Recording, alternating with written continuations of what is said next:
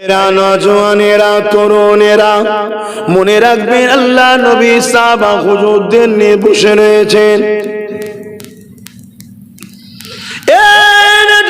তরুণেরা আল্লাহ নবী বলতে লাগলেন লা ইউমিনু আহাদুকুম হাত্তা আকুনা আব্বা ইলাইহি মিন ওয়ালিদিহি ওয়া ওয়ালাদিহি ওয়ান নাসি আজমাইন, ততক্ষণ পর্যন্ত তোমরা ঈমানদার হতে পারবে না যতক্ষণ পর্যন্ত তোমরা তোমাদের জমি জায়গা ঘর বাড়ি ছেলে বলে বাপ মা স্বামী স্ত্রী এমনকি জিনের জানের থেকে আমি রাসূলুল্লাহ আমাকে মুহাব্বত করবে ততক্ষণ পর্যন্ত তোমরা ঈমানদার হতে পারবে না।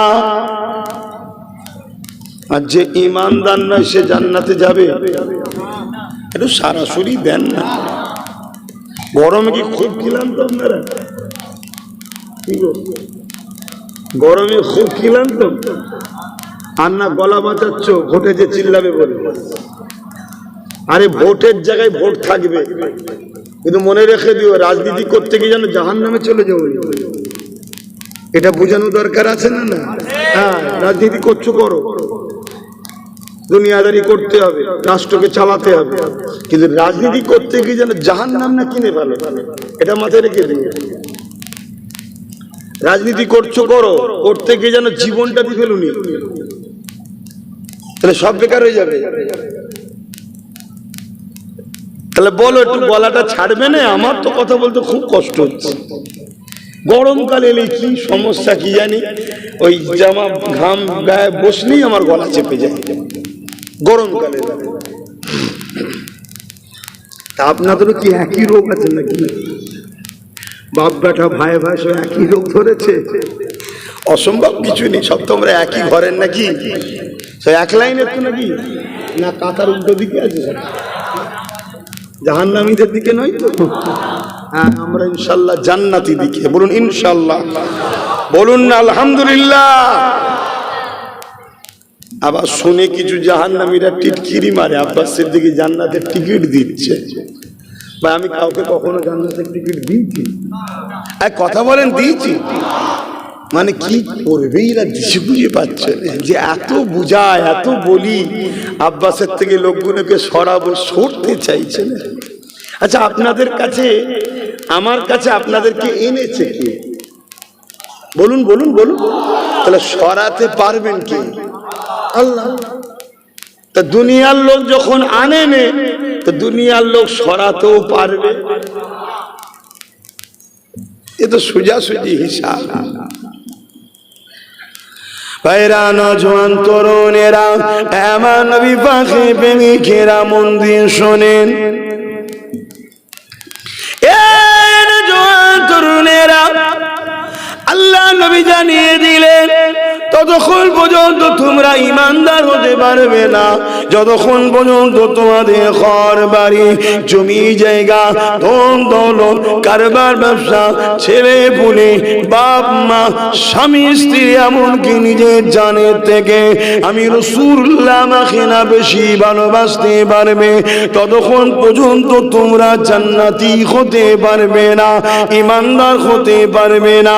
আর যার মধ্যে ঈমান না সে কোনোদিন জান্নাতে যাবে না। নামাজ আলাদা জিনিস, ঈমান আলাদা জিনিস, রোজা আলাদা জিনিস, ঈমান আলাদা জিনিস, হজ আলাদা জিনিস, ঈমান আলাদা জিনিস, রোজা আলাদা জিনিস, ঈমান আলাদা জিনিস, মসজিদ মাদ্রাসা বানানো আলাদা জিনিস, ঈমান আলাদা জিনিস।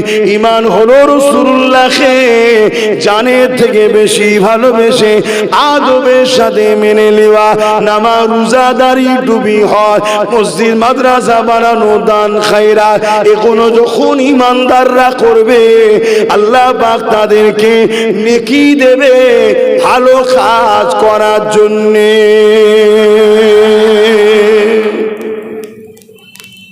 এগুলো হলো আমল, ভালো কাজ, কিন্তু কাদের জন্য আমল?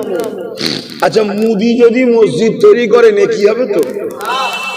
আচ্ছা মসজিদ তৈরি করলে হবে না? কথা বলছে না, বলছো তো মসজিদ ভাঙছে। তুমি রাজনীতি বোঝো কি? ভাঙার জায়গায় যেমন ভাঙবে, আবার কোনো জায়গায় দিলে যদি কাজ হয় সেটা দিয়ে আবার পরবর্তীতে ভেঙে নেবে। বুঝতে পারছেন? প্রথম দেবে, দিয়ে কাজ গুছিয়ে নিয়ে আবার ভেঙে দেবে। এদেরকে চেনো? এরা কি বিষাক্ত ফুড়া। হ্যাঁ, তাহলে বলে মসজিদ মাদ্রাসা এখনো বা নামাজ রোজা দান খায়রাত এখনো ভালো কাজ। ইমানদার যদি এই কাজ করে তবে নেকি হবে, আর না হয় ইমান যদি না থাকে। যেমন এবারে দেখছিলাম টিএমসির একটা মহিলা ক্যান্ডিডেট নামাজ পড়তে ঢুকেছে, দেখেছেন কি? আরে কারা দেখেছেন একটু হাত তুলে সাক্ষী দেন না রে বাবা। এই তো অনেক কটা সাক্ষী হয়ে গেছে, দেখেছেন? তো ও তাহলে ভালো কাজ করছে তো নাকি? হ্যাঁ, কি হচ্ছে সমাজে বুঝতে পারছেন? বললেই তো বলবে আব্বাস সিদ্দিকী জলসায় গিয়ে রাজনীতি করে। কিছু মুনাফিক এরকম আছে না? নাই? কথা বলে। হ্যাঁ, আমার তো সন্দেহ হয় এদের গোড়াতে গন্ডগোল আছে। গোড়া বোঝেন? মূল জায়গাতে এদের গন্ডগোল হয়ে গেছে। না হয় রাজনীতির নামে আমার ধর্মকে মিটানো হচ্ছে, তখন তোদের বুকে ব্যথা হয়নি। আর আমি ধর্মের স্বার্থে যা সব রাজনীতির নেতারা ধর্ম বিরোধী করছে তাদের বিরোধী করি, তখন আমার উপরে আঘাত হচ্ছে কেন? তাহলে সেই সব মুসলমানদের আমার তো সন্দেহ হচ্ছে এদের গন্ডগোলটা গোড়াতে হয়ে গেছে। যখন মূল জায়গা সেখানে তো একটু দোয়া দরুদ পড়তে হয় নাকি? না, দোয়া দরুদ ছাড়াই হয়। আরে কথা বলবেন না তো, শরিয়াতের নিয়ম আছে তো নাকি? হ্যাঁ, 4-5টা ছেলে হয়ে গেছে ফরজ গোসল করতে পারে না, তাহলে সে সমাজ কি হবে বলেন তো? না, শরিয়াতকে শরিয়াতের জায়গায় রাখতে হবে, মানতে হবে। বাবেরা, নওজোয়ান তরুণেরা, এমন বিপাখী প্রেমিকেরা, মন দিয়ে শোনেন, ততক্ষণ পর্যন্ত ইমানদার হওয়া যাবে না যতক্ষণ পর্যন্ত জানের থেকেও বেশি রাসূলুল্লাহকে না মুহাব্বত করে আদবের সাথে মেনে নেবে।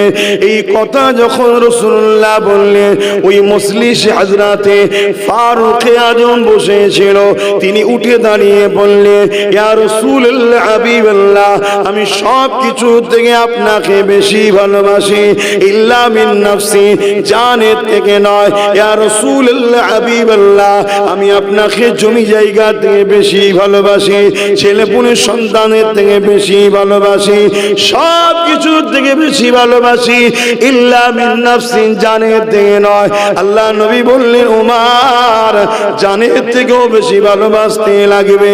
হযরত ওমর ফারুক চুপ হয়ে গেলে, একটু পরে উঠে বলতে লাগলেন, ইয়া রাসূলুল্লাহ, হাবিবাল্লাহ, আমি উমর গাওয়া দিচ্ছি, আমি আমার জানের থেকে আপনাকে বেশি ভালোবাসি। আরো জোরে বলুন সুবহান। আমরা রাসূলকে জানের থেকে বেশি ভালোবাসি না? বাসি না? আর যদি বাসেন তাহলে ইমানদার, আর ইমানদার মানে জান্নাত। শুনছেন? যদি ইমানদার গুনাহ করে শাস্তি আছে, কিন্তু জান্নাত যাবে ঈমান থাকার জন্য। শুনছেন? আর ঈমান নেই, কাবার মাথাবে গিয়ে সেজদায় যদি পড়ে মারা যায় তাও জাহান্নামে ঢুকবার, জীবনে বেরোবে না। কথাগুলোকে ভালো করে ঢুকিয়ে নেন। যদি বিশ্বাস থাকে এই বান্দার উপরে, আল্লাহর এই বান্দার উপরে, দাসের উপরে যদি বিশ্বাস থাকে, কথাগুলো মাথায় ঢুকিয়ে নেন। 8-10 বছর ধরে আমার পিছনের লোক লেগে আছে। শুনছেন? যারা আমার পিছনে লেগেছিল তারাই এখন সব সেই পথের প্রতীক হচ্ছে। শুনছেন? আমি কিন্তু আমার জায়গায় ঠিক দাঁড়িয়ে আছি। আব্বারা কষ্ট পেচ্ছেন না তো? ভাইরা, নওজোয়ানেরা, তরুণেরা, এ নবী পাখি প্রেমিকেরা, আল্লাহ নবীকে মহব্বত করি, শুধু মুখে বললে হবে না। আপনি যেমন বাপকে মহব্বত করে, বাপের বিরুদ্ধে কেউ বললে আপনি তার পক্ষে থাকবেন না, বিরুদ্ধে যাবেন। কি কথা বলবেন তো? আপনি মাকে ভালোবাসেন, মায়ের বিরোধী কেউ করলে আপনি সেই মায়ের যে বিরোধী করছে তার পক্ষে দাঁড়াবেন না, তার বিরোধী করবেন। যদি তার পক্ষে দাঁড়েন তাহলে কিন্তু আপনি মাকে প্রকৃত ভালোবাসলেন না। আমার আজ বুঝছেন তো নাকি? ধরুন এই যে কারি সাহেবকে আমি ভালোবাসি, দেখা পেলাম, হাত ধরে ধরে নিয়ে এলাম, আসেন ভাই স্টেজে আসেন, ভালোবাসি তাই। ইমাম মানুষ, আলেম মানুষ, কারি সাহেব মানুষ। এখন ইনার বিরুদ্ধে কেউ কিছু বলছে আর আমি তার সাথেই যদি মিশি, তাহলে কারি সাহেবের মনে আমার জন্য দুঃখ হবে না? হবে না যে কিরম ভালোবাসে আব্বাস ভাইজান আমাকে? হ্যাঁ, আমার বিরুদ্ধে যে বলছে আপনি তার সাথে মিশছেন, মনে হবে না? আচ্ছা একটু উল্টো দিই, কারি সাহেব আমাকে ধরুন ভালোবাসে আমার পীরের আওলাদ হিসাবে, এখন আমাকে যে গালিগালাজ করে কারি সাহেব যদি তার সঙ্গে মেশে, আমি কিনার উপরে ভালো নজরে তাকাবো? আচ্ছা আপনারা বাপেরা বলুন, আপনাকে যারা ছোট বড় কথা বলবে, গালিগালাজ করবে, আপনার বিরোধী করবে, তার সাথে যদি আপনার ছেলে মেশে, আপনি কি ভালো নজরে ছেলেকে দেখবেন? কথাই এক থাকবেন তো নাকি? এই জন্যই তো নবী পাক জানিয়ে দিলেন, মান আহাব্বা লিল্লাহ ওয়া আবগাদা লিল্লাহ ওয়া আতা লিল্লাহ ওয়া মানআ লিল্লাহ ফাকাদ ইসতাকমালাল ঈমান। ভালোবাসবে আল্লাহর জন্য, দুশমনি করবে আল্লাহর জন্য, আত্মীয়তা করবে আল্লাহর জন্য, বিচ্ছেদ হবে আল্লাহর জন্য, এরাই হলো প্রকৃত ঈমানদার। এ নওজোয়ান তরুণেরা, বাপেরা, আমরা রাসূলুল্লাহকে যদি ভালোবাসি, নবী পাকের প্রেমিক যারা হবে তাদেরকে আমরা ভালোবাসবো। এই জন্য আল্লাহর ওলিদেরকে, নবীর গোলামদেরকে, নবীর আশিকদেরকে আমরা ভালোবাসি। খাজা হুজুরকে কেন ভালোবাসি? খাজা হুজুর আল্লাহ নবীর প্রেমিক ছিল। দাদা হুজুরকে কেন ভালোবাসি? দাদা হুজুর আল্লাহ নবীর প্রেমিক ছিল। বসিরহাটের বড় মৌলানাকে কেন ভালোবাসি? উনি আল্লাহ রাসূলের প্রেমিক ছিল।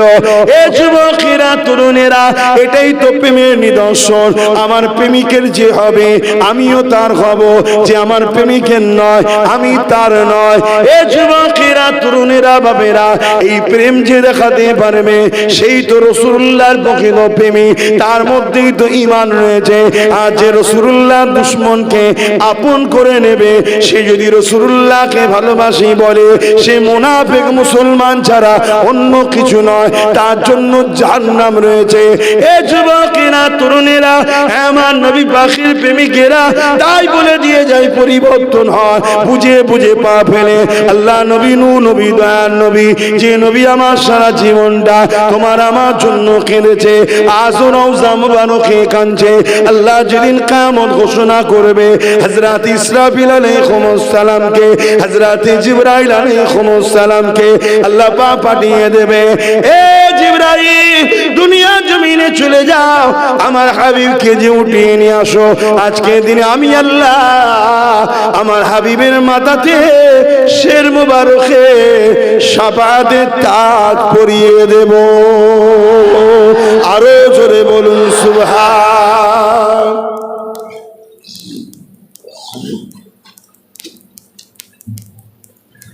আমার নবীর শাফাআত ছাড়া কেউ জান্নাত যেতে পারবে?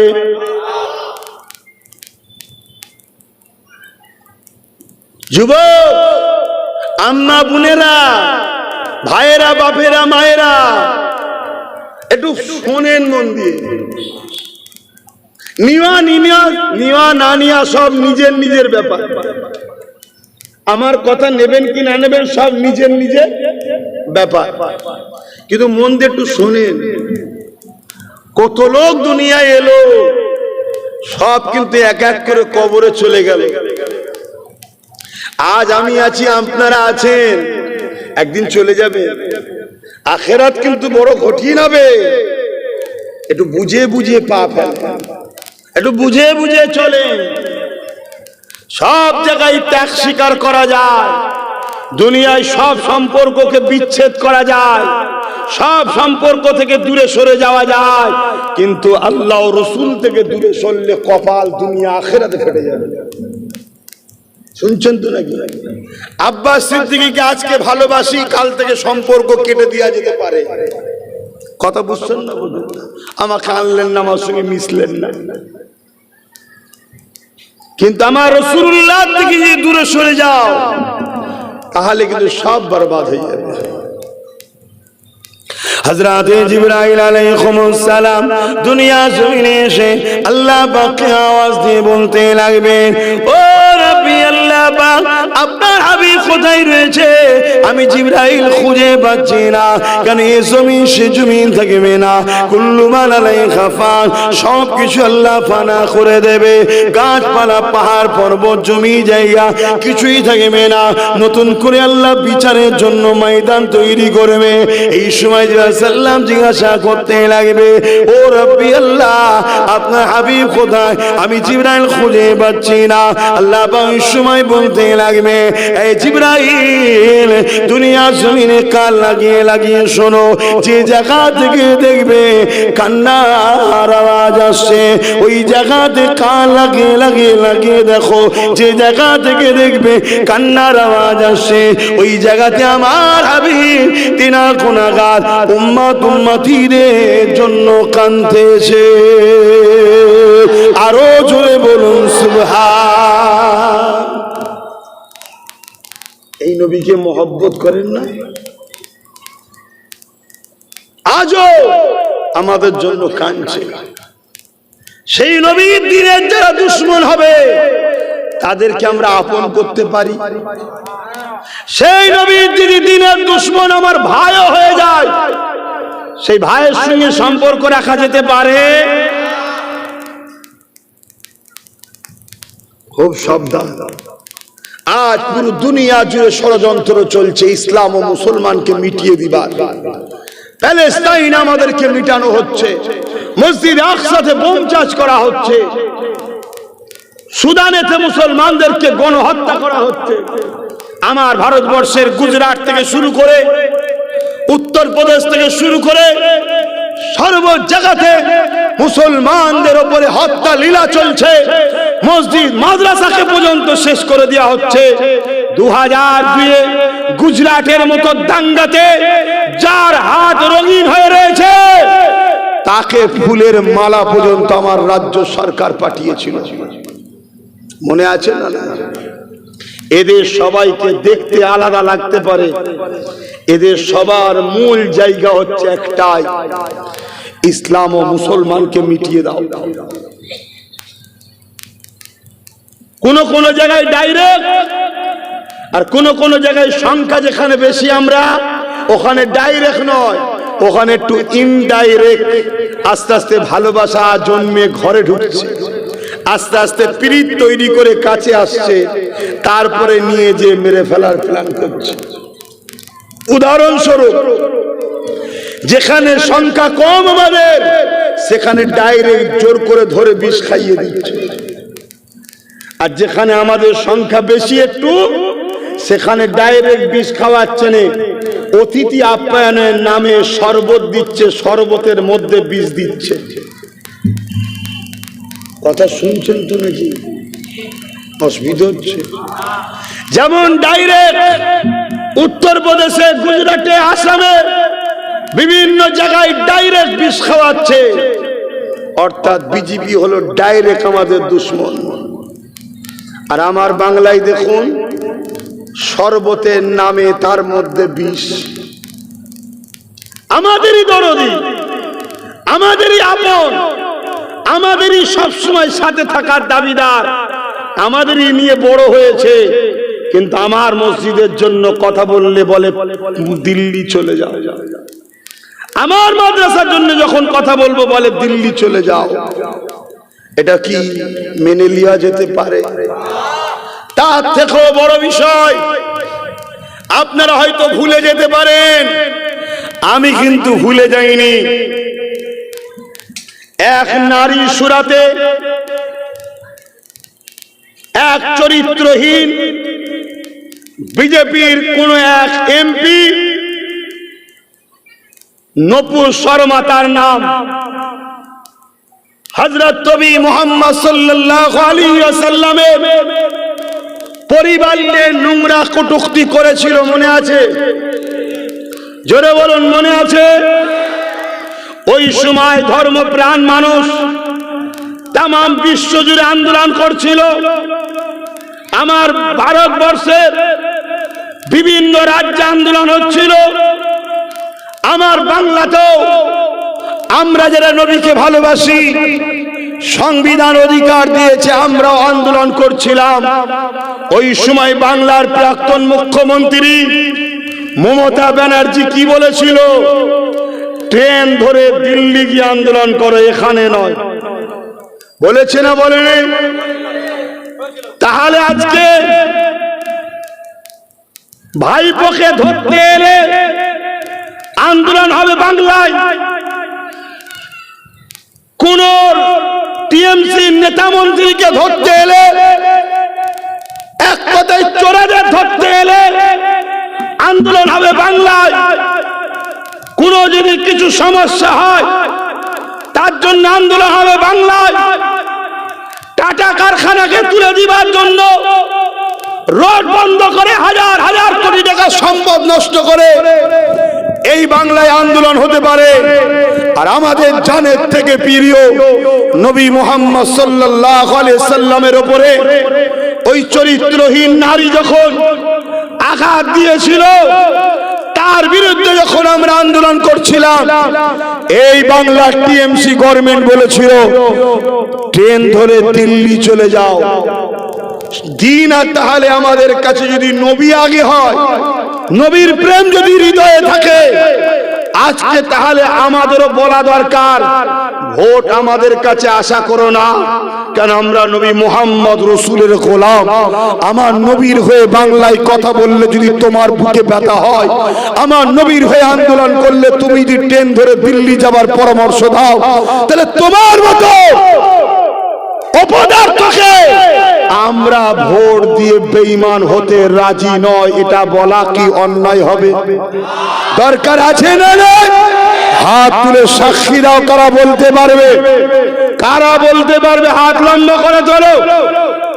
এ কথা যে বলতে পারবে না, আমার মনে হয় তুমি নিজেকে প্রশ্ন করো, তুমি বেঈমান কাফের ছাড়া আর কিছু না। আমি চ্যালেঞ্জ যাচ্ছি, কোন মুফতি, কোন মৌলানা, কোন পীর, পীরজাদা মায়ের বেটা যদি থাকে আমার সঙ্গে আসো চ্যালেঞ্জে। তোরা এত বড় নেমো খারাম, তোরা এত বড় গাদ্দার, তোরা হাজার 2000 ভিক্ষাতে তোর এই শয়তানের পক্ষে দাঁড়াতে মন যায়। আর আমার রাসূলুল্লাহর উপরে যখন আঘাত দেয়, আমরা যখন কেসের ব্যবস্থা করি, কোরআনের উপরে যখন আঘাত দেয়, এই পাশে ফোরপা শয়তানটা কোরআনের বিরুদ্ধে যখন বলল, আমরা হাজার হাজার মামলা করলাম, প্রাক্তন রাজ্য সরকার টিএমসি গভর্নমেন্ট তাকে অ্যারেস্ট করেছে। জোরে বলেন। আর ওয়াকফের জন্য নওশাদ রাস্তায় আন্দোলন করতে নেমেছিল, তাকে নিয়ে যে জেলে ভরে দিল। মানুষের জন্য কথা বলতে গেল, আবার 42 দিন জেলে ভরে দিল। কথা মাথায় ঢুকছে না? ঢুকে নেই। তুমি সন্ত্রাসকে শক্তিশালী করবে, তুমি রসুলের দুশ্মনকে শক্তিশালী করবে, তুমি কোরআনের দুশ্মনকে শক্তিশালী করবে। যে বলেছে কোরআন শেষ হয়ে যাবে, সে কোরআনের দুশ্মন নয়। ঈমানদার কখনো কোরআনের দুশ্মনকে সাপোর্ট করতে পারে না। যেমন আমরা বিজেপিকে সাপোর্ট করতে পারি না, বিজেপির সব থেকে বড় দালাল এই টিএমসির মমতাকে সাপোর্ট করতে আমরা কোনোদিন পারি না ঈমানদাররা। এই কথাটা আমার বাপ, আমার মা, আমার ভাই, আমার বোনেদের বোঝানো দরকার আছে না? অনেকে বলছে এখন ভোটের সময় চলছে, এখন কেন বলছো? আরে আমার দুঃখের দিনে তুমি আমাকে ট্রেন ধরে দিল্লি যেতে বলেছিলে, আমার ওয়াকফের সময় তুমি দিল্লি যেতে বলেছিলে। আজকে তো তোদের বিষয়ে কথা বলা এই সময়তেই দরকার। শুনে রেখে দাও যুবক, আজ আমার কথা শুনে তোমার ভালো নাও লাগতে পারে, আজ আমার কথা শুনে তুমি নাও নিতে পারো, আমার কোনো অসুবিধা নেই। আমার অসুবিধা, আমার নবী ছিল, আছে, থাকবে। আমার আল্লাহ ছিল, আছে, থাকবে। আমার ইসলাম ছিল, আছে, থাকবে। আমার কোরআনকে মিটাতে অনেকে চেষ্টা করেছে, যারা চেষ্টা করেছে তারা মিটে গেছে। আমার কোরআন আজও আছে। আমার কোরআন কিয়ামতের দিনে কোরআনের প্রেমিকদের শাফাআত করে জান্নাতে নিয়ে যাবে। জোরে বলুন সুবহানাল্লাহ।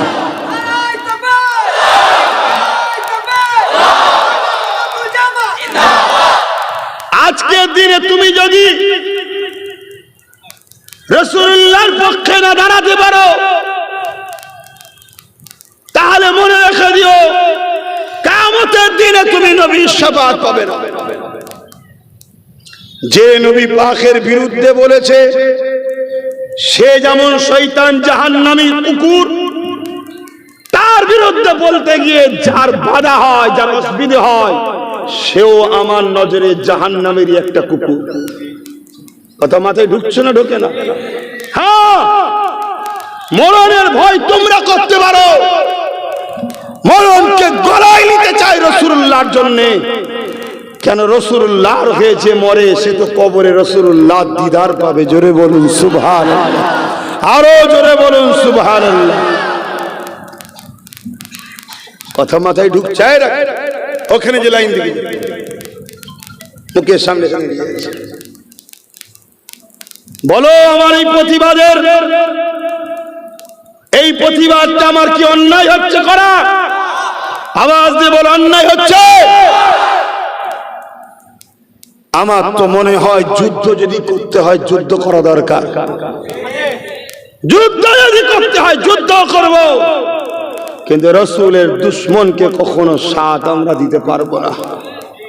কারণ কিয়ামতের দিনে, কঠিন দিনেতে বাপ ছেলের হবে না, ছেলে বাপের হবে না, বাপ মেয়ের হবে না, মেয়ে মায়ের হবে না, স্বামী স্ত্রী হবে না, স্ত্রী স্বামীর হবে না।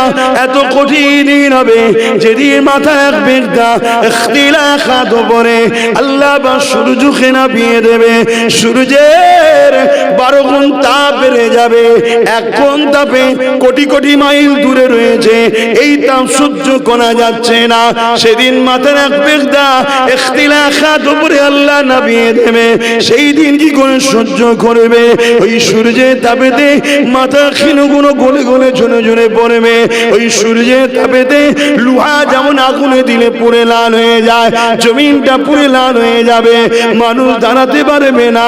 ছেলে বাপকে জোর করে জমিনে শোয়াবে, তার বুকের উপরে পা দিয়ে দাঁড়িয়ে যাবে। বাপ ছেলেকে জমিনে শুইয়ে তার বুকের উপরে পা দিয়ে দাঁড়িয়ে যাবে। এ যুবকেরা, আমার আম্মা জানেরা, আমার বোনেরা, আর মুনাফিক চিনতে শেখো, গোস্তাখে রাসূলদেরকে চিনতে শেখো। এ যুবকেরা, না ওই কঠিন দিনে তোমাকে বাঁচাবার কোন দাদা দিদি থাকবে না, কোন নেতা খেতা ওই দিনেতে কাউকে দেখা যাবে না। কেন? জালিম যারা হবে জাহান্নামে আগে চলে যাবে, অত্যাচারী যারা হবে জাহান্নামে চলে যাবে। তাদের কাতার তো আলাদাই হবে। এ যুবকেরা, তরুণেরা, বাপেরা, ওই কঠিন দিনেতে কেউ কারো হবে না।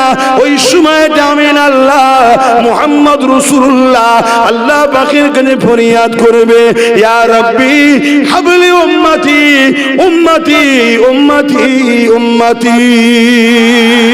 আরো জোরে বলুন সুবহান।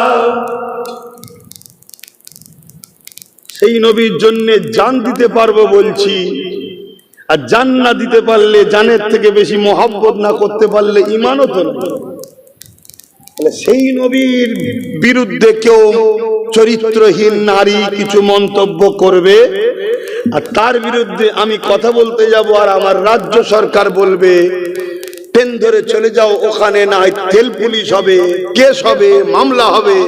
তাহলে মনে হয় এ ওরই বিরুদ্ধে আন্দোলনকে রুখতে চাইছে না, চাই না? তাহলে এ ওর দলের লোক নয়। উচিত তো আরো শাবাশি দিও, হ্যাঁ বেশি করে বল। কেন? বিজেপির বিরুদ্ধে আমিও তো, তুই যখন বিজেপির বিরুদ্ধে আন্দোলন করছিস আমার সম্পূর্ণ সহযোগিতা থাকবে, আরো কর। এদিকে আমার বাংলার কালচারই নয়, সেই কালচার হঠাৎ করে বাংলায় ঢুকলো, অস্ত্র তস্ত্র নিয়ে মানুষের দোকান টুকান পুড়িয়ে ভেঙে চুরে রোড অবরোধ করে হয় হচ্ছে। সেখানে রাজ্য সরকার পুলিশ দিচ্ছে, করুক। এই ভুল কথা বলছি নাকি? আর আমরা তোমাকে ভোট দেবো, আমার ভোটে তোমরা জিতবে, আর আমার মসজিদ মাদ্রাসা ওয়াকফের যখন কালা কানুন তৈরি করবে বিজেপি, সেই বিলকে তুমি সই করে ও পশ্চিম বাংলার ওয়াকফকে বিজেপির হাতে তুলে দেবে। বলো এ কোরআন মসজিদ মাদ্রাসার দুশ্মন নয়? তাহলে এই গাদ্দার গুলোকে তো এই সময় চিনা দরকার। মনে রাখবে ফাইসাল্লাহ তোমাদের হাতে না, আল্লাহর হাতে। জোরে বলো। তাহলে কোনো ভয় হুমকি চুমকি দেখে লাভ নাই। অনেকে ভয় দেখাবে, দিনের শেষে যখন সব দেখবে পরিস্থিতি খারাপ, তখন এসে একটাই কথা বলবে, সবই ঠিক আছে, বিজেপি চলে আসবে। কি বলবে? আর জোরে বলে।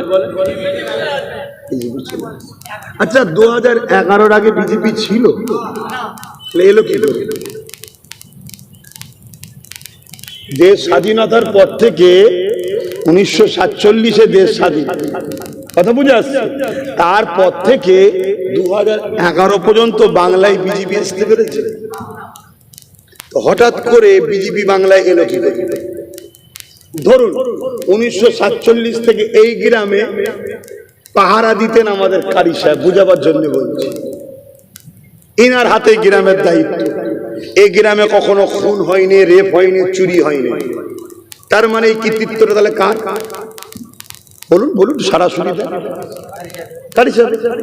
আর 2011-র পর আমরা সবাই মিলে কারি সাহেবকে সরিয়ে দিলাম, দিয়ে আমাকে দায়িত্ব দিলেন, বুঝাবার জন্য বলছি। এখন আমি দায়িত্ব পাওয়ার পরে চুরিও হচ্ছে, খুনও হচ্ছে, ধর্ষণও হচ্ছে, ডাকাতও ঢুকছে, মব লিঞ্চিংও হচ্ছে। তাহলে এখন দোষটা কার? আরে আমাকে বলতে লজ্জা লাগছে, আমারই। তার মানে কি আমার সঙ্গে সেটিং আছে? 2011-তে পর্যন্ত কখনোই বিজেপিকে বাংলায় ঢুকতে দেওয়া হয়নি, তাই আসতে পারেন। 2011-তে 1998-এ বিজেপি তৈরি করলো টিএমসি কে। সেই দলকে বাংলায় আস্তে আস্তে ফান্ডিং করে ক্ষমতায় আনলো। ক্ষমতায় আসার পর তার পুলিশ দিয়ে বিজেপিকে, আরএসএস কে আস্তে আস্তে বাংলায় জায়গা করাচ্ছে টিএমসি। কথা শুনছেন? কেন? এখানে এক চান্সে হুড়োহুড়ি করলে অসুবিধা আছে, তাই আস্তে আস্তে হচ্ছে। আজকে সেই বিজেপি আসার জন্য 20,000 30,000 করে মুসলমানের নামকে এক একটা বিধানসভা থেকে কেটে বাদ দিয়ে দিয়েছে। শুনছেন? এবার কি করে রুখবেন? ভোটও তো আপনি দিতে পারবেন, তা রুখবেন কি করে? এই যে রুখার চান্সটা পাচ্ছেন না, 20-30,000 করে ভোট তো বাদ। এখন নতুন করে আবার নাটক করছে, বলছে বিজেপি চলে আসবে যদি আমাকে না দাও। করছে না? করেন। বিজেপিও প্রত্যেকটা রাজ্যে ইসলামের বিরোধী করছে। যে যে রাজ্যে বিজেপি আছে সে রাজ্যে মুসলমানদেরকে হত্যা করছে না করে? মসজিদ ভাঙছে না ভাঙে? মাদ্রাসার উপর আঘাত দিচ্ছে না দেয়? আমার বাংলা তো টিএমসি মসজিদ মাদ্রাসার উপরে হামলা করছে না করে? আমার বাংলা তো গোরক্ষা বাহিনী মুসলমানকে হত্যা করছে না করে? আমার বাংলা তো ইমামদের উপরে জুলুম হচ্ছে না হয়নি? হ্যাঁ বলবেন তুলনামূলক কম। হ্যাঁ আমিও বলছি কম। কমটার কারণ আছে, কেন এখানে 40% মুসলমান। এখানে যদি আস্তে আস্তে না মারা হয়, হুড়োহুড়ি করলে বাইচান্স হাত থেকে ফসকে গেলে আবার দিদি মুদি দুজনেই বাংলা থেকে বিদায়। শুনছেন তো নাকি? কারণ এ জাতি যদি একবার চোখ খুলে জেগে যায়, হ্যাঁ ও মসজিদ ভাঙছে, ইও ভাঙছে, ও মাদ্রাসা ভাঙছে, ইও ভাঙছে, ও হত্যা করছে, ইও হত্যা করছে, এ জাতি যদি বুঝতে পেরে যায়, তাহলে 40% যদি ঘুরে অন্যদিকে চলে যায়, তাহলে না থাকবে ঘাস, না থাকবে গরু। দুজনেরই শেষ। এই জন্য আস্তে আস্তে আস্তে আস্তে মারা হচ্ছে। শুনছেন না শোনেন? কিন্তু মনে রাখবেন, যতগুলো বিল সেন্টারে পাস হয়েছে সবকটা বিলকে সাপোর্ট করে বাংলায় লাগু করেছে এই টিএমসি সরকার। তাহলে বলুন সেটিংটা কোথায়? আর আজকে যদি বলেন আপনি জলসার মাহফিলে এসে এ কথা বলছেন কেন? একটা কারণে বলছি, একটা কারণে। এরা আমার ইসলামের দুশ্মন, তাই ইসলামিক জলসার মাহফিলে ইসলামের দুশ্মনের বিরুদ্ধে বলা যাবে না? যাবে না?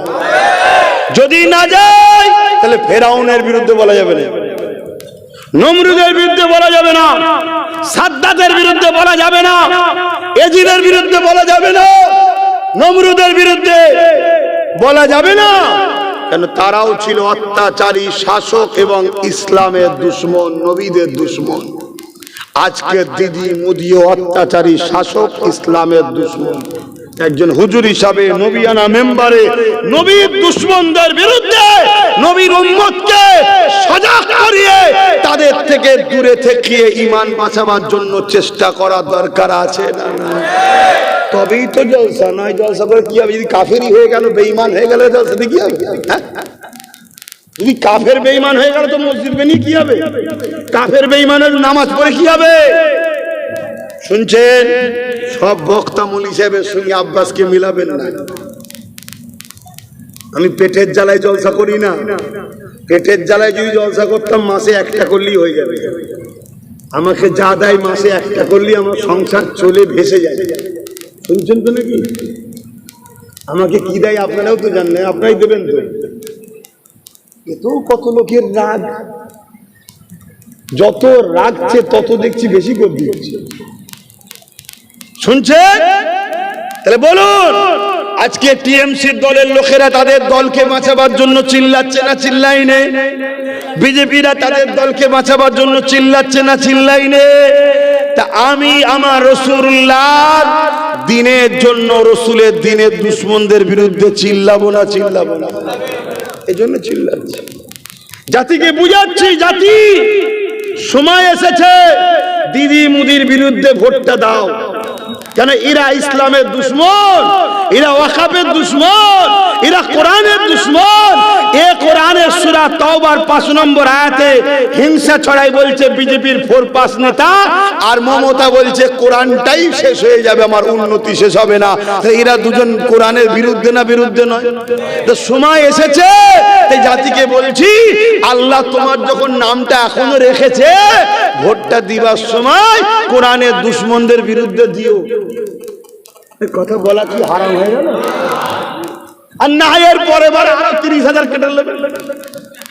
আমি 2020-তে বলেছিলাম না, 2022-এ বলেছিলাম যে আমার কথা শুনলি না, ভোটে দেখবি নাম নেই। শুনছেন তো নাকি? আবার আমার বাড়ির একজন বেরিয়েছে, সে আবার বলছে হিতা ক্যাম্প আছে, হুতা ক্যাম্প আছে, মালদাই ক্যাম্প, বাঁকুড়াই ক্যাম্প, হুতা ক্যাম্প। ওই বদমাইশ ক্যাম্প গুলো করলো কে? তুই যাকে মা বলছিস সেই তো করেছে। ভাই আগে নয়, ইসলাম আগে। ভাই আগে নয়, আল্লাহ রসুল আগে। শুনছেন? তুমি কি মনে করছো কি আমাকে? অত সহজ নয়। তুমি এখনো বাকি আছে আব্বাস সিদ্দিকীকে চিনতে। যদি আমায় ভুল বোঝো আলাদা কথা। আমি আমার বাপ মাকেও চিনি না আল্লাহ রসুলের আগে, ভাই তো দূরের কথা। শুনছেন? আজকে ভয় দেখাচ্ছে, কিন্তু ভয় দেখাতে গিয়ে যে নিজের কবর নিজে খুঁড়ছে হুঁশ নাই। বলছে এখানকার লোককে ওখানে রাখা হবে, ওখানকার আজ এই ক্যাম্পগুলো করলো তো রাজ্য সরকারই তো করেছে। তাহলে রাজ্য সরকার নাগরিকদের ঘরে যারা থাকবেন নিজে ক্যাম্পে ভরার জন্য সরকারের সহযোগিতা আছে না? তাহলে এদের দুজনই যদি না থাকে তাহলে সব সমস্যা সমাধান হয়ে যাবে। কথা বুঝে আসছে না? নাই? শোনো, মন দিয়ে শোনো। আজকে জানিনি, হায় হায় হায় হায় হায়, এমনও কথা বলে ফেলছে আগুনে ঝাঁপতে দেবে। কি বলছে? আগুনে ঝাঁপতে দেবে। লজ্জা করার কিছু নেই, লজ্জা করার কিচ্ছু নেই। কেন সে ভালো ঘরের ছেলে ঠিকই, তার বাপ ভালো, তার মা ভালো, তার পরিবার ভালো, তারা ভাইরা ভালো, সব ভালো, কিন্তু সে যে দলের নাম লিখেছে সে হলো ইসলামের দুশমনের দল। তুমি যদি একে দেখে নাক ছিটকাও যে বলা যাবে না, তাহলে এজিদের বিরোধী করছো কেন? এজিদ তো সাহাবীর বেটা, মুআবিয়া হুজুরের ছেলে ছিলেন। মুআবিয়া হুজুর ছিল সাহাবী। সাহাবীর ছেলে ঠিক, সাহাবীকে সম্মান করব। সাহাবীর জুতোর চোখে ধুলো, কি বলে, চোখে জুতোর ধুলো চোখে সুরমা বানাবো, কিন্তু মুআবিয়া হুজুরের বেটা এজিদ আমার ইমাম হোসেনের বিরুদ্ধে গিয়েছিল, এজিদের গুণ গাইবো নাকি? সাহাবীর বেটা কি করা যাবে বাবা, বলা যাবে এরকম ব্যাপার নাকি? না, কেন এজিদ ছিল আমার রাসূলুল্লাহর দ্বীনের দুশমন, এজিদ ছিল জালিম, এজিদ ছিল অত্যাচারী, এজিদ ছিল খুনি, এজিদ ছিল বদমাইশ। শুনছেন তো নাকি? হ্যাঁ, তাহলে বলো মুআবিয়া হুজুরকে সম্মান করতে হবে।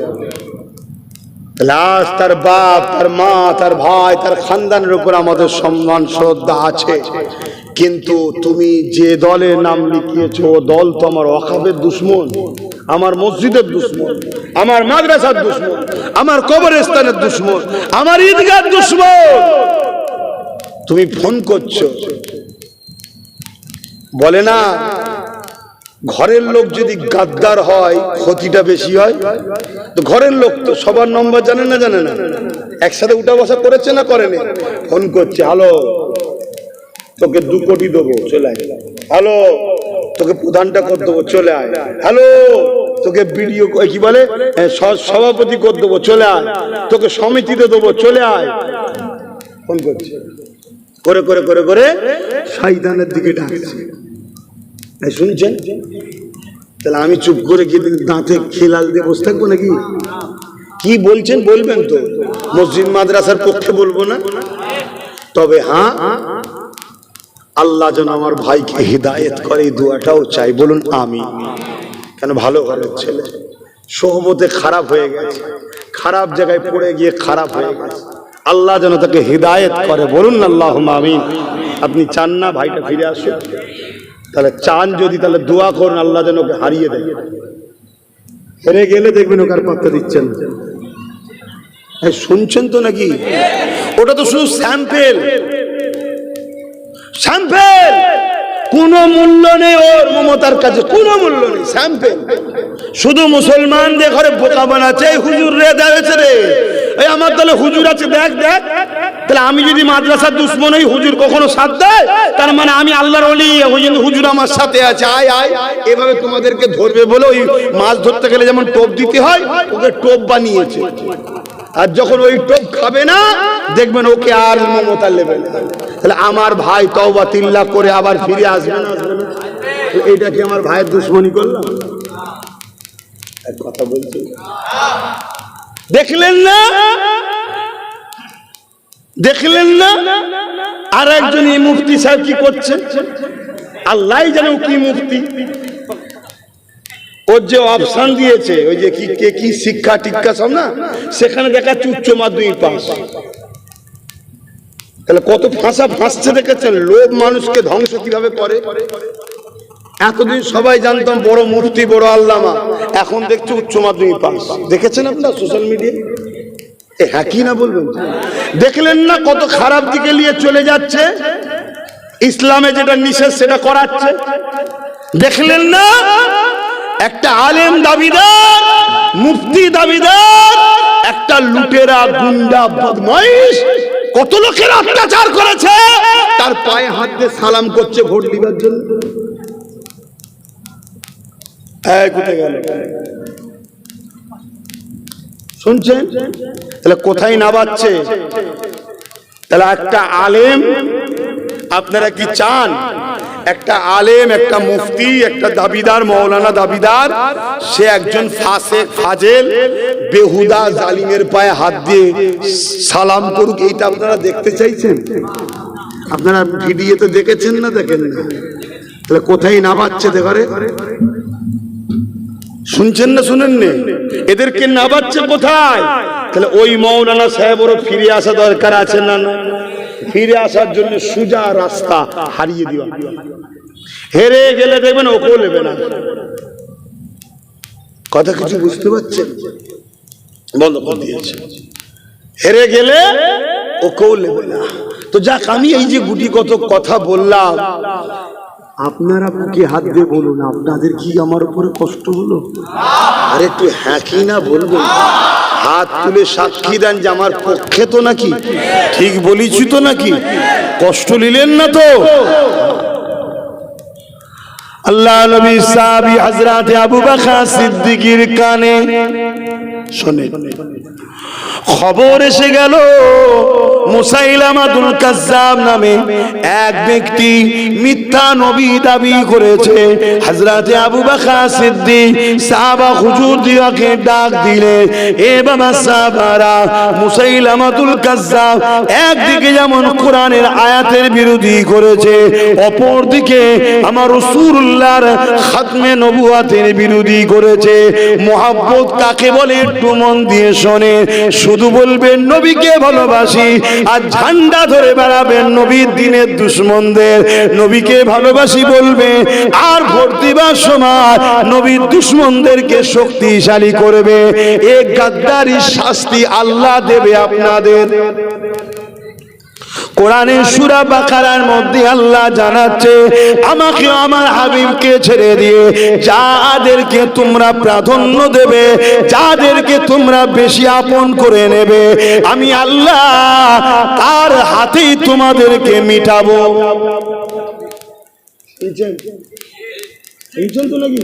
হ্যাঁ, তাহলে আমরা যদি আল্লাহ রসুলের থেকে বাপ মাকে বেশি প্রাধান্য দিই, বাপ মার হাতেই আল্লাহ আমাদেরকে মিটিয়ে দেবে।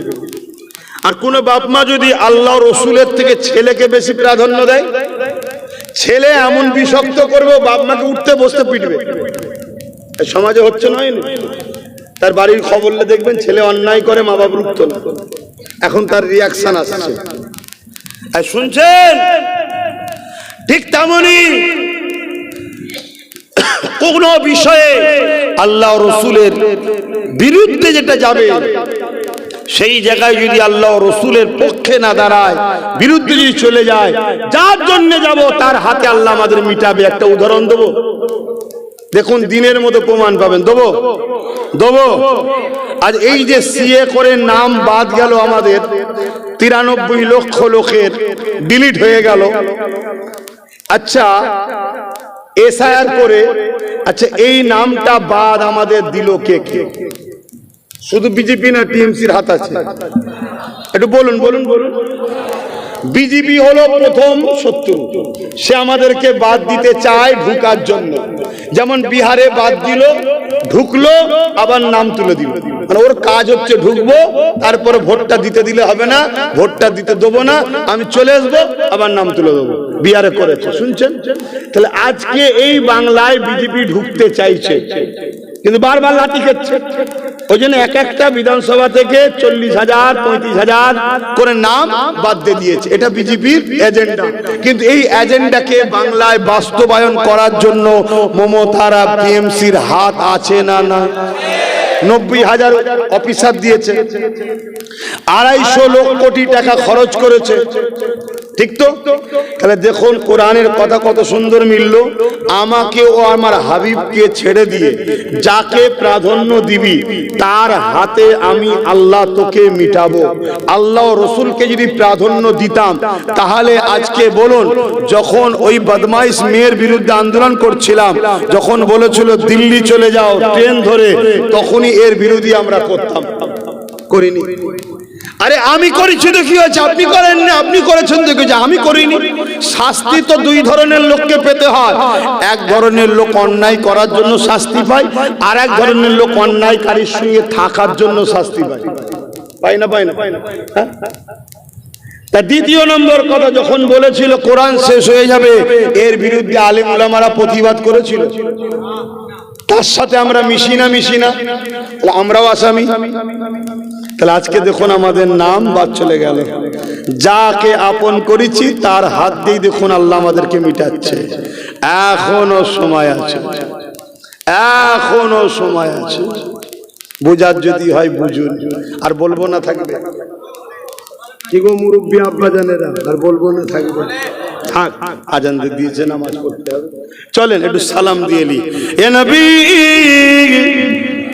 সালাম।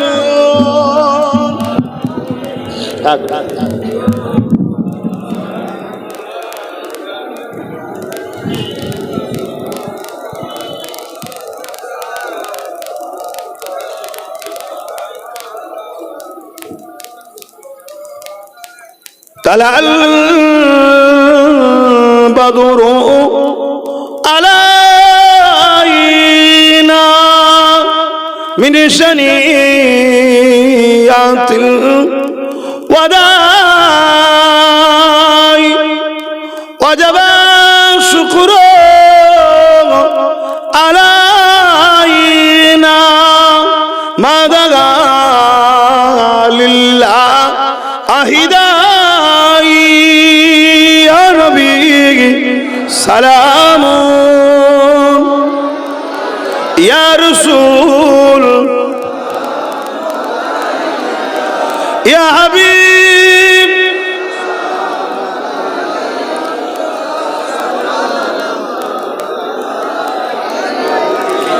পড়িলো আল্লাহ আরো বাণী, পোহালো দুঃখে রজনী, হইল জগৎ অনুরানী, আমিনার নয়নের মনি, নবী সালাম ইয়া রাসূল সালাম ইয়া হাবিব সালাওয়াতুল্লাহ। সকলে বসেন, দোয়া হবে। বালাগাল উলা বিকামালিহি কাসাবাত দুজা বিজামালিহি হাসানাত জামিউ গুসালিহি সাল্লু আলাইহি ওয়া আলিহি আল্লাহুম্মা। চালু করতেছো তো?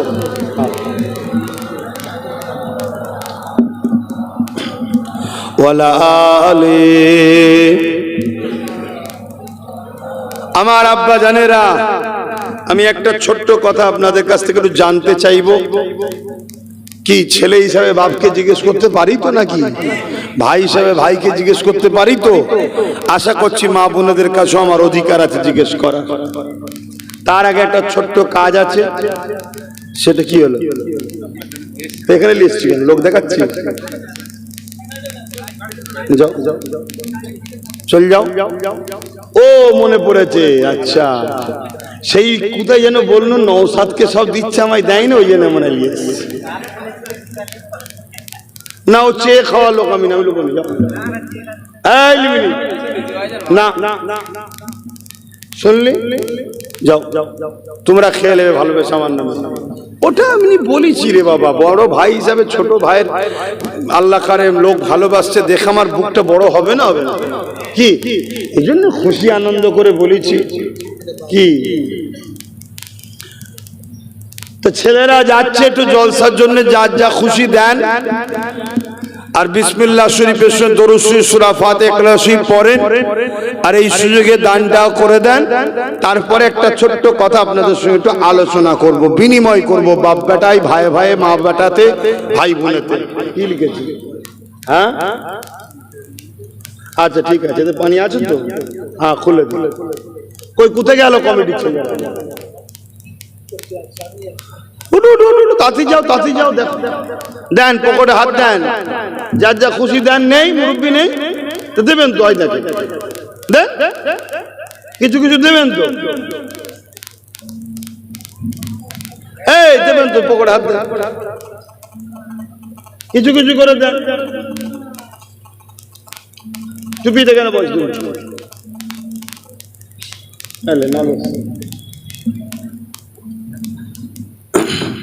বিসমিল্লাহির রহমানির রহিম।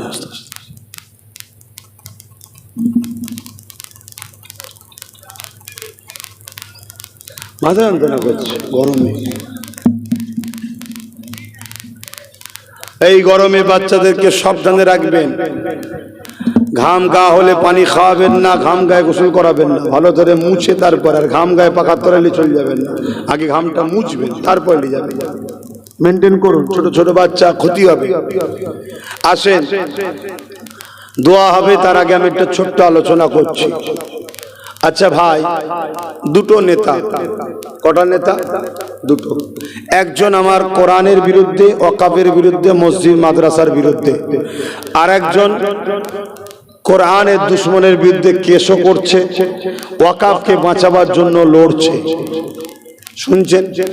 আমি একজন পীরজাদা হিসাবে, ধর্মগুরু হিসাবে আমি কোরআনের দুশ্মনের পক্ষে দাঁড়াবো না যে ওয়াকাফকে বাঁচাতে চাইছে তার পক্ষে দাঁড়াবো? ভাই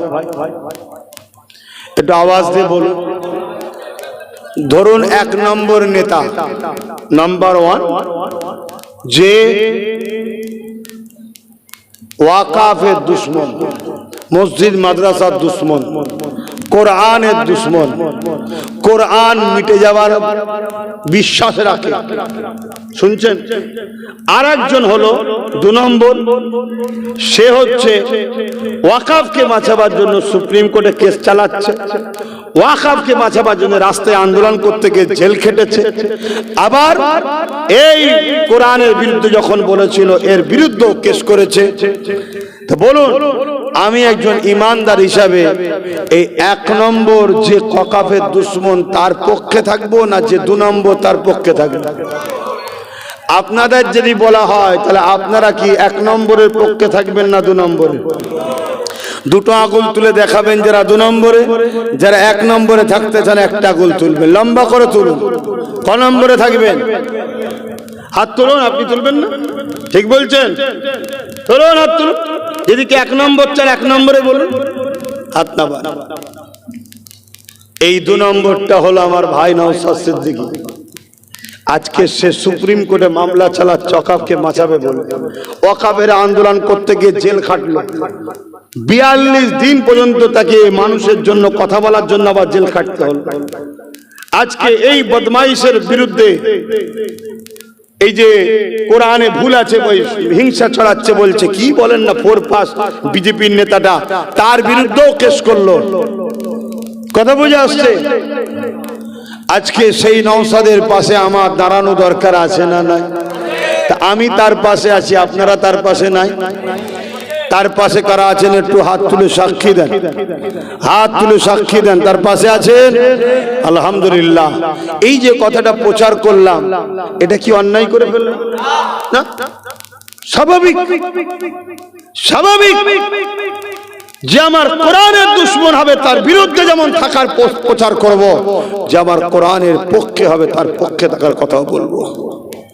হ্যাঁ, আমার সামনে দুটো লোক আছে, একজনের ধর্মে সূত্রে মুসলমান, আর একজন ধর্মসূত্রে হিন্দু, কিন্তু দুজনই ভারতীয়।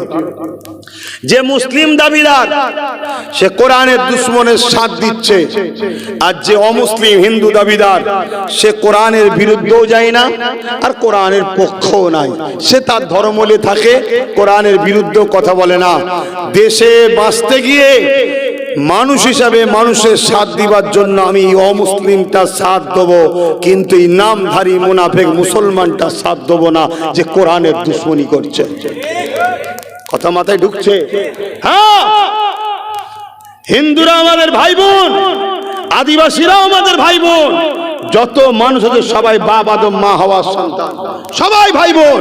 আমার লড়াই হিন্দুদের বিরুদ্ধে নয়, আমার লড়াই আদিবাসী সাঁওতাল বাগদি দলিত মুচি কারো বিরুদ্ধে, কোন ধর্মের বিরুদ্ধে নয়।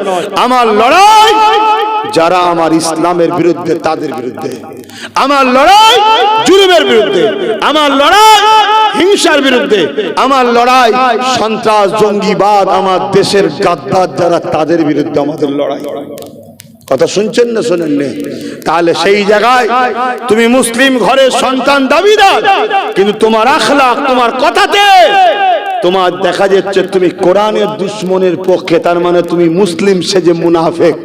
কোরআন বলছে প্রকাশ্য অমুসলিম যে হবে তার থেকেও অতি বেশি জাহান্নামের কঠিন আযাবে যাবে মুনাফিক যে মুসলিম সুরাতে কিন্তু তার আখলাক কাজ হলো ইসলামের বিরুদ্ধে।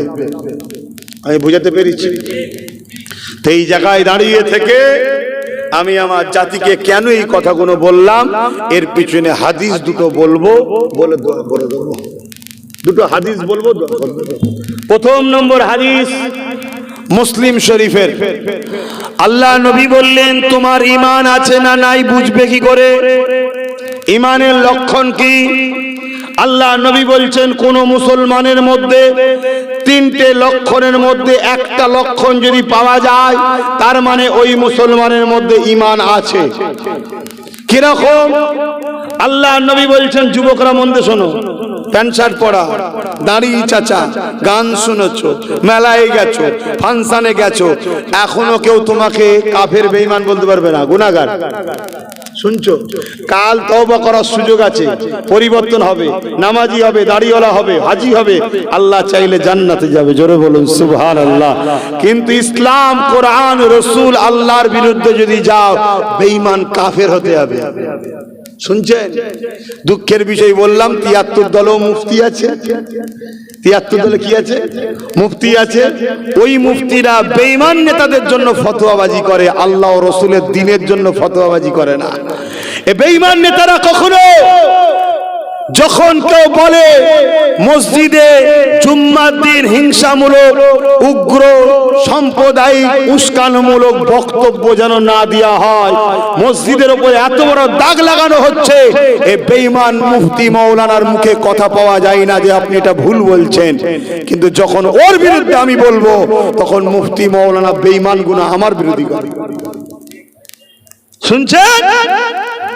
সেদিন হতভাগা আকবর দ্বীনে ইলাহি লিখেছিল, তার পক্ষে অনেক আলেম ওলামা মুফতি ছিল, মুজাদ্দিদ আল-পেশানি আলহামদুলিল্লাহ তার গুটি কতক শিষ্য অনুসারীদের নিয়ে আকবরের বিরুদ্ধে একাই লড়ে এগিয়ে গেছে। জোরে বলুন সুবহানাল্লাহ। তো ভাইরা আমার, তাহলে রাসূল বললেন ঈমান আছে না নাই? কোন মুসলমানের মধ্যে এই তিনটে লক্ষণের মধ্যে একটা লক্ষণ যদি পাওয়া যায়, তার মধ্যে ঈমান আছে। কি? আল্লাহ নবী বললেন, অন্যায় দেখলে কোন মুসলমান যদি হাত দিয়ে রোখে, জানবে তার ঈমান হলো এ ক্যাটাগরির ঈমান। যদি হাত দিয়ে রুখার লক্ষণ না থাকে, তাহলে দ্বিতীয় লক্ষণ যেন মুখ দিয়ে প্রতিবাদ করে অন্যায়ের, তার মধ্যে ঈমান আছে, দ্বিতীয় স্তরের ঈমান। যদি মুখ দিয়ে প্রতিবাদ করতে না পারে, রাসূল বললেন অন্তর থেকে কমসে কম ঘৃণা করে যেন দূরে সরে যায়, তার মধ্যে ঈমান আছে। কিন্তু রাসূল বললেন এটা খুবই দুর্বল, কিন্তু ঈমান আছে। কিন্তু কোন মুসলমান অন্যায় দেখলো, হাত দিয়ে রুখলো না, মুখ দিয়ে প্রতিবাদ করলো না, অন্তর থেকে ঘৃণলো না, ঘৃণা করলো না, আর তাকে শক্তিশালী করার জন্য তাকে ভোট দিচ্ছে, সাথ দিচ্ছে, সহযোগিতা করছে, বাহবা করছে, রাসূলের হাদিস অনুযায়ী তার মধ্যে ঈমান। জোরে বলো। তাহলে আমার জাতিকে বাঁচাবার জন্য ওয়াজ করা দরকার আছে না? এক নম্বর হাদিস বললাম। দ্বিতীয় হাদিস পাবেন কোথায়? মুসলিম, এটা বললাম মুসলিম শরীফ। এই হাদিসটা পাবেন কোথায়? মিশকাত শরীফ। মিশকাত শরীফের মধ্যে আল্লাহ রাসূল বলছেন, কোন মুসলমান যদি জালিম অত্যাচারীকে, জালিম অত্যাচারী জানার পর তাকে শক্তিশালী করার জন্য তার সাথ দেয়, ওই মুসলমানটা ইসলাম থেকে বেরিয়ে যাবে। বিজেপি অত্যাচারী জালিম না জালিম নয়? জানার পরও কোন মুসলমান যদি তাকে শক্তিশালী করার জন্য ভোট দেওয়া হয়, কি জন্য? হারাবার জন্য শক্তিশালী করে ভোট দেয়, ওই মুসলমান ইসলাম থেকে। টিএমসি সরকার জালিম না জালিম নয়? বিটাচ্ছে জালিম নয়, কোরআনের বিরুদ্ধে বলবে জালিম নয়। এরপরও যদি কোন মুসলমান তাকে শক্তিশালী করার জন্য সাথ দেয়, নবীর হাদিসে ইসলাম থেকে বেরিয়ে যাবে। যে ইসলাম থেকে বেরিয়ে যায়, তার নামাজ, তার রোজা, তার দাড়ি, তার টুপি কোনো কাজে। এদের মাথা খারাপ। আব্বাস সিদ্দিকীকে কি করে রুকা যায়? আমার রুকার রাস্তা ছিল তো, আমি তো বলেছিলাম 6 মাস ধরে প্রতিবাদ করছি, মমতাকে বলেছি তুমি ক্ষমা চেয়ে নাও, যে কোরআন শেষ হয়ে বল আমার ভুল হয়েছে, তাহলে আজকে আমি বলতাম না। তুমি বলো যে দিল্লি চলে যাও, বলা ভুল হয়েছে, তাহলে আজকে আমি জোরে বলো প্রতিবাদ করতাম না। শুনছেন না? শোনেন না? হ্যাঁ, তুমি মনে করেছো আমার দলে কিছু মুনাফেক বক্তা মলি সাহেব আছে, আমি যা খুশি করব। শোনো, হার জিতের ফাইসাল্লাহ আল্লাহর হাতে, কিন্তু আমি তোমার সুইচ টিপে জাহান্নামে যেতে পারবো না। আপনি কি বলছেন? আপনি কি বলছেন? এখন মাথায় ঢুকছে না তো যে আমরা গুটি কতক লোক কি করব? আমি একটা কথা বলি, ইব্রাহিম আলাইহিস সালামকে যখন আগুনে ফেলেছিল নমরুদ, দুটো আল্লাহর সৃষ্টি। কটা? একটা হলো গিরগিটি। তোদের অর্জুন সিংকে চিন দেখলে মনে হবে এটা গিরগিটি। অর্জুন সিং কখন কোন দলে থাকে কোনো ঠিক নেই, মানে গিরগিটির মতো রং পাল্টায়, কখনো গেরুয়ায়, কখনো জোড়া ফুলে, কখনো পদ্ম ফুলে, কখনো জোড়া ফুলে, কখনো পদ্ম ফুলে। এই অর্জুন সিং এর চিনিস নি? অনেক শয়তান। চেনেন না? চেনেন না? হ্যাঁ, তো সেই জায়গায় ওই যে লাপালাপি করছে, তা গিরগিটি সে ফু দিচ্ছিল আগুনে যাতে ইব্রাহিম নবীর আগুন ধরে। আচ্ছা, গিরগিটির ফুঁয়েতে কি আগুন বাড়বে? আর আজনাই বলে একটা সৃষ্টি, সে চোঁচে করে পানি লেসে আগুনে দিচ্ছে। আজনাই 2-4 ফোঁটা পানিতে কি আগুন বন্ধ হবে? কিন্তু আজনাই প্রমাণ দিল আমি ইব্রাহিম নবীর সাথে, আর গিরগিটি প্রমাণ দিল আমি ইব্রাহিম নবীর বিরুদ্ধে। আল্লাহ তাই হুকুম করে দিল আজনাইকে মারা জায়েজ, আর ইব্রাহিমের পক্ষে গিরগিটি প্রমাণ দিল আমি ইব্রাহিমের বিরুদ্ধে। তাই আল্লাহ বললেন গিরগিটিকে মারা জায়েজ, আর আজনাই প্রমাণ দিল আমি ইব্রাহিম নবীর পক্ষে। আল্লাহ বললেন একে মারা না জায়েজ, মারা যাবে না। তাহলে আজ আমি যখন ভোট দিতে ঢুকবো, সুইচটা টিপার সময় আমার হৃদয়টা বলবে, আর আল্লাহ দেখছে যে আল্লাহ এই সরকার থেকে এতদিন ভোট দিয়েছিলাম, আজকে দিচ্ছিনি কেন? এ বলেছিল কোরআন শেষ হয়ে যাবে, এ বলেছিল ওয়াকাফের আন্দোলন দিল্লি গিয়ে করো, এ বলেছিল মুহাম্মদ সাল্লাল্লাহু আলাইহি ওয়াসাল্লামের বিরুদ্ধে যখন সেই জালিম মহিলা বলেছিল জপুর শর্মার বিরুদ্ধে আন্দোলন করছিলাম, এ বলেছিল ট্রেন ধরে দিল্লি চলে যাও। তাই তোমার হাবিবের ও কোরআনের দুশ্মন বলে একে ভোটটা দিলাম না। তোমার ভোটে কি হবে তোমার জানার দরকার নেই, তুমি ইমানদার প্রমাণটা দিলে। আল্লাহ যদি গিরগিটিকে মারা জায়েজ করে, আর ইব্রাহিমের পক্ষে থাকাতে কোনো উপকার না হওয়ার পরও আল্লাহ যদি আজনাইকে মারা নাজায়েজ করে দেয়, তাহলে আমরাও তো আশা রাখতে পারি আল্লাহ এর বিনিময়ে পরকালে আমাদেরকে মাফ করে দিতে পারে। যে আমি এজন্য ওকে দিইনি, এতদিন দিয়েছিলাম, আজ দিলাম না, উদ্দেশ্য কি? শুনছেন তো নাকি? আর না মাথার মধ্যে ঢুকছে রাজনীতি আলাদা, ধর্মনীতি আলাদা। আমার তোমার যদি ইসলামের অনুসারী যারা, তোমার আমার নিঃশ্বাস টানা ফালা সবকিছুর মধ্যেই আল্লাহর পরীক্ষা আছে। অন্য ধর্মের কথাই বলতে চাইছে, তোমার আমার নিঃশ্বাস টানা ফেলা সব কিছুর মধ্যেই আল্লাহর পরীক্ষা। আর না হয় যখন এজিদ দখল করে হোসাইন পাকের বায়াতটা নিতে ছিল, তো হোসাইন পাক বায়াত হলেন না কেন? না, ও অত্যাচারী, জালিম, বদমাইশ, ইসলামের দুশ্মন শাসক, তাই ওর হাতে এজিদ হাত দেবে না। সেদিন ছিল হাতের উপরে হাত রাখা, আর এখন হয়েছে সুইচ টিপা। কথা মাথায় থাকবে তো? 1000 যাবেন, আমার কি লস আছে ভাই? কথা বলবেন তো? কি লস আছে? কোন লস আছে আমার? না, লস নেই। আমার কিসের লস আছে? আমার ডিউটি ছিল আপনাকে জানিয়ে দেওয়া, জানিয়ে দিলাম, বাকি আপনার ইচ্ছা। আসেন তওবা করি, দোয়া চাইব। বিসমিল্লাহির রহমানির রহিম। আল্লাহ তাআলা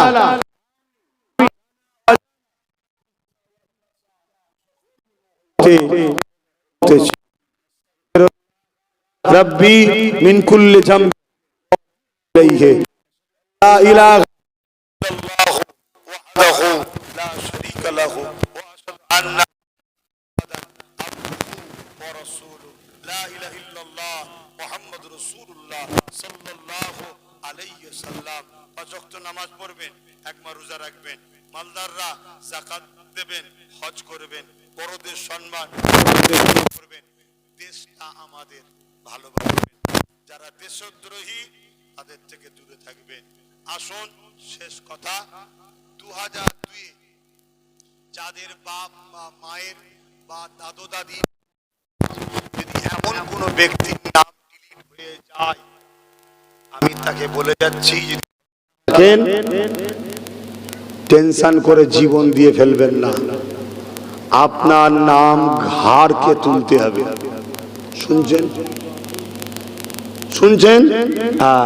নামের আগাম শেখ পরে শেখ, এদিক ওদিক ভুল হয়েছে, এরও সমস্যা সমাধান করতেই হবে। কেন? ওগুলো ওরা করেছে, আমরা করিনি। কিন্তু প্ল্যান মাফিক এই নামটাকে বাদ রাখা হয়েছে বিজেপিকে ঢুকাবার জন্য। কথা মাথায় ঢুকানো হলো। আর এর পিছনে সব থেকে বড় অবদান যদি কারো থাকে, সেটা রাজ্য নির্বাচন কমিশনার থেকে টেনে বিচারপতির হাতে তুলে দিল। যদি নির্বাচন কমিশনের হাতে থাকতো, তাহলে নির্বাচন কমিশনার ঘেরাও করে বলতাম আগে ভোটার তারপরে ভোট। তার হাত থেকে টেনে কোর্টে চলে গেল, আর কোর্ট তার মতো বলে দিয়েছে যা হবে ভোটের পরে হবে। এখন তুমি নির্বাচন কমিশনার কিছু বলতে পারবে? কিভাবে আমাদেরকে বোকা বানাচ্ছে, কিন্তু আমরা বুঝছি না কেন। ওই যে 1000 টাকা 500 টাকা দেখছেন না, আবার যুবকদের 1500 গুটখা খাবার দেখছেন না। লোভে লোভে অন্ধকার হয়ে গেছে, লোভে পাপ, পাপে মৃত্যু, যুবক বোঝ বোঝ ভাই আমার।